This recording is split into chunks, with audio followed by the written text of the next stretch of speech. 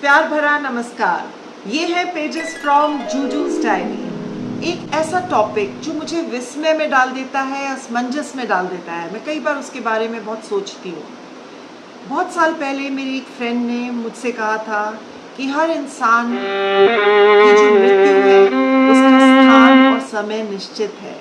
मैंने उससे कहा ठीक है, समय तो निश्चित होगा, पर स्थान कैसे? तो उसने कहा कि अगर किसी की मृत्यु इस समय निश्चित है और उसका स्थान है समझो 100 किलोमीटर दूर, तो वो खुद ही उठ के 100 किलोमीटर दूर चला जाएगा और वहीं पे उसकी मृत्यु होगी। तो मैंने उसकी बात सुन ली। उसके बाद मैंने गौर करना शुरू किया तो मुझे लगा कि हाँ, ये सही है, हर चीज़ प्रीडेस्टिन्ड होती है। अभी रिसेंटली अगर हम एग्जाम्पल लें तो सोनाली फोगाट, देखिए वो हरियाणा से गोवा पहुंच गई। वहाँ पे उनकी मृत्यु निश्चित थी, समय तो निश्चित था ही। ये बहुत दर्दनाक वाक़या है जो उनके साथ हुआ। मुझे उसका बहुत दुख होता है कि कैसे इतनी कम उम्र में 41-42 इयर्स की एज में एक कामयाब मेहनतकश लेडी इस दुनिया से चली गई। एक और इंसिडेंट, एक और वाक़या मेरे को याद आता है।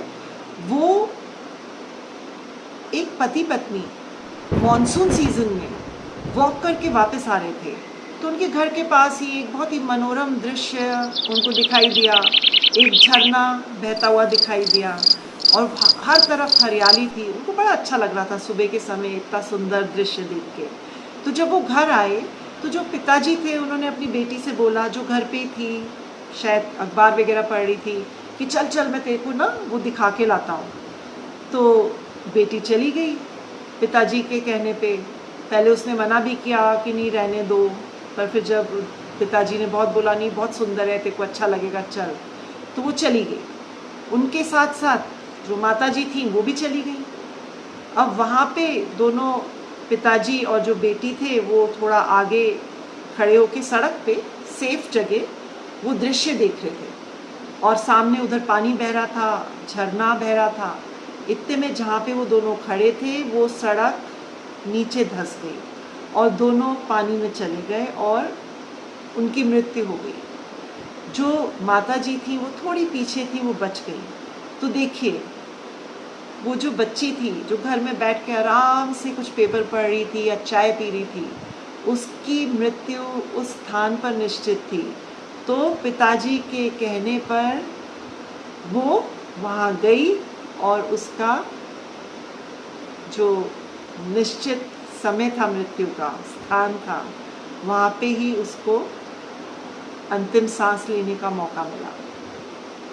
तो है ना कितनी आश्चर्य की, विस्मय की बात। ये दुख भी बहुत पहुँचाती है, पर ये अटल सत्य है।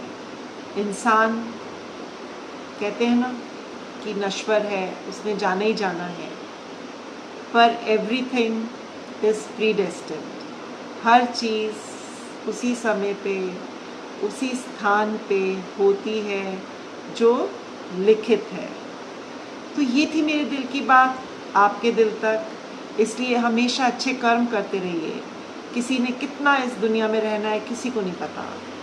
कुछ भी ऐसा मत करिए जो कि सही नहीं है, जो किसी के लिए भी हानिकारक हो।